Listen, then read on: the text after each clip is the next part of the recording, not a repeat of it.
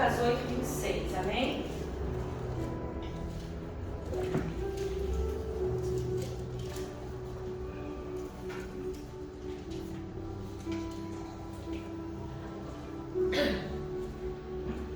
Amém? Amém. O título diz assim, se você tem Bíblia, acompanha comigo. Talvez a tradução não seja um pouco diferente, mas se você está sem a Bíblia, presta atenção no que o Senhor está falando. A palavra é do Senhor, nada é de mim, porque eu sou falha, eu sou pecadora, né? Eu erro, mas o Senhor não. E essa palavra foi o Senhor que enviou para mim e para você. Quando a palavra vem, nós temos que entender que é o que? Uma espada de dois gumes que corta para os dois lados. Ela corta no altar e corta na nave da igreja. Então o Senhor vai repreender, vai falar, vai direcionar, vai ensinar a altar e a nave no nome de Jesus. Amém?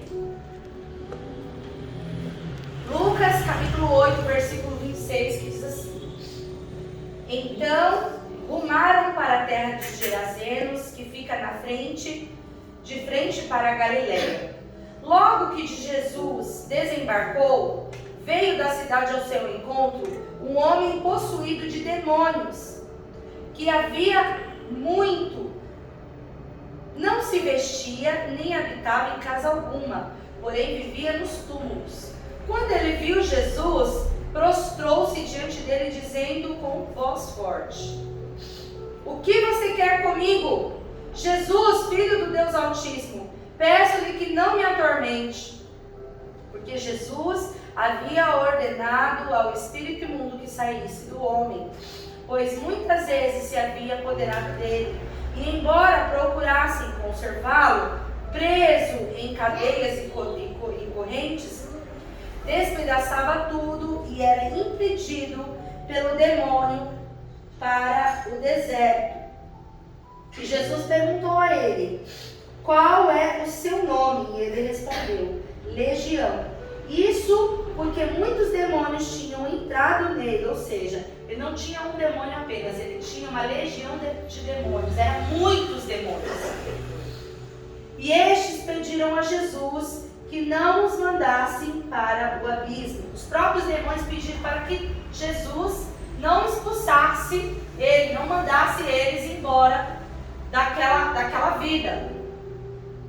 E aí a palavra diz: Ora, uma grande manada de porcos estava pastando ali no monte, e os demônios pediram a Jesus que os deixasse entrar naqueles porcos. E Jesus o permitiu. E tendo os demônios saído do homem, entraram nos porcos, e a manada precipitou-se despenhadeiro abaixo, para dentro do lago, e se afogou. Vendo o que tinha acontecido, os que tratavam dos porcos fugiram e foram anunciá-lo nas cidades e pelos campos. Então o povo saiu para ver o que tinha acontecido. E aproximando-se de Jesus, encontraram um homem de quem tinha saído os demônios, e vestido e em perfeito juízo, sentado aos pés de Jesus, sentando aos pés de Jesus, e temeram. E algumas pessoas que tinham presenciado o fato contaram-lhes também como o endemoniado tinha sido salvo. Todo o povo da terra de Gerazenos pediu a Jesus que se retirasse, pois ficaram com muito medo. E Jesus, entrando de novo no barco, voltou. O homem de quem tinha saído os demônios lhe pediu que o deixasse estar com eles. E Jesus, porém, o despediu, dizendo: Volte para sua casa e conte tudo o que Deus fez por você. Então ele foi proclamando por toda a cidade o que Jesus lhe tinha feito. Peço que você me perdoe, porque minha visão ficou extremamente embaçada e eu não conseguia ler. E aí, para ajudar, a gente atacou novamente, né? Mas essa palavra é uma palavra de libertação. Ela fala de um homem que estava endemoniado. E ele não tinha um demônio, mas ele tinha uma legião. Jesus ele estava passando por aquele lugar, aquele homem que vivia endemoniado, ele andava nu, rodeando lá os túmulos pelo cemitério. Então imagina qual era a situação daquele homem. Mas quando ele viu Jesus, ele prostrou-se e pediu para que Jesus fizesse o quê? Mas não ele, os demônios que estavam na vida dele, né?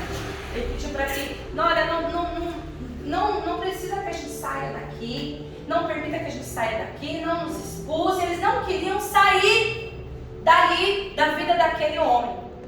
E aí quando eles viram que não tinha jeito, ele falou assim, se é para expulsar a gente, deixa que a gente habite pelo menos nos porcos. E Jesus permitiu. O processo de libertação não é fácil.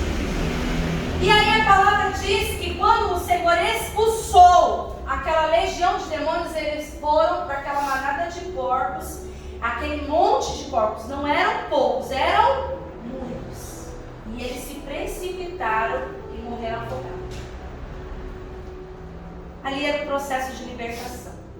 E aí a palavra diz que quando as pessoas começaram a ver aquele povo, né, eles ficaram indignados com aquela situação. Eles ficaram indignados porque Jesus foi lá, libertou aquele homem que estava perturbado, mas os porcos se perderam. O povo ficou indignado porque não queria que aquele homem tivesse sido liberto, não queria perder os porcos, mas por onde Jesus passa, tem que existir libertação. Glória a Deus. E a palavra que Deus fala no meu coração é: se a gente tem um encontro com Jesus, a gente não pode aceitar que o demônio fique habitando em alguma área da nossa vida. Se a gente quer ter uma vida com Deus, se a gente quer ter um compromisso com Deus, a gente tem que começar a rejeitar as amarras que muitas vezes vêm lá do nosso passado. Porque essas amarras do passado impedem a gente de crescer. A gente fica olhando tanto para o passado, pensando tanto no passado, que não consegue lutar, avançar e conquistar o presente que Deus tem para a nossa vida. Então, Deus está falando que aquele jovem, ele foi liberto. A palavra está dizendo que ele foi liberto. E quando ele foi liberto, ele não queria mais estar ali, ele queria estar onde Jesus estava. Só que quando Jesus liberta alguém, ele liberta com o propósito de que aquela vida venha trazer libertação também para outras vidas. Entende o seguinte: o processo de libertação não é fácil, mas a partir do momento em que eu entro nele, em que ele se inicia na minha vida, o propósito de Deus começa a se cumprir, porque através da minha vida eu começo a levar a palavra de vida e de libertação para aqueles que estão vivendo minha missão. Glória a Deus. A palavra diz que o que liberta é o quê? Quem sabe o que liberta? A palavra de Deus ela é muito clara. Conhecereis a verdade, e a verdade vos libertará. E o que é a palavra? Quem é a verdade? Jesus. Eu sou o caminho, a verdade. Aquele que conhece Jesus, conhece a verdade, inicia o processo de libertação. Você consegue compreender o que eu estou dizendo? Tem um louvor que fala assim: antes eu te conhecia, te ouvi falar, mas agora eu te conheço de contigo andar. É isso. O processo de libertação ele se dá quando a gente quer verdadeiramente conhecer Jesus e dá a oportunidade, se dá a oportunidade de conhecer o Senhor. E aí o que acontece? A gente vai sendo liberto. A cada dia mais a gente vai sendo liberto. Eu ouvi um exemplo que falava muito claro para que as pessoas viessem entender. Por exemplo, uma pessoa que fala que não tem ciúmes. Uma pessoa que diz que não tem ciúmes. Só que toda pessoa que tem ciúmes, ela precisa ser liberta disso. Porque o ciúmes, ele maltrata, ele equivoca a visão da pessoa. Então uma pessoa ciumenta, ela arruma desculpa para desenhar a situação. Por exemplo, mas um pouquinho de ciúmes é bom, porque ele fragmenta a relação.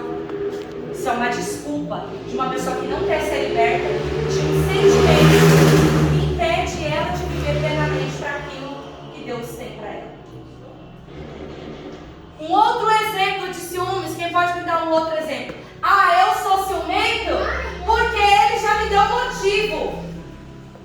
Esse também é uma outra desculpa. Essa também é uma outra desculpa. Por quê? A partir do momento em que eu fico me baseando no que aconteceu, na situação que ocorreu, significa que eu não consigo avançar. Eu estou aprisionado no passado.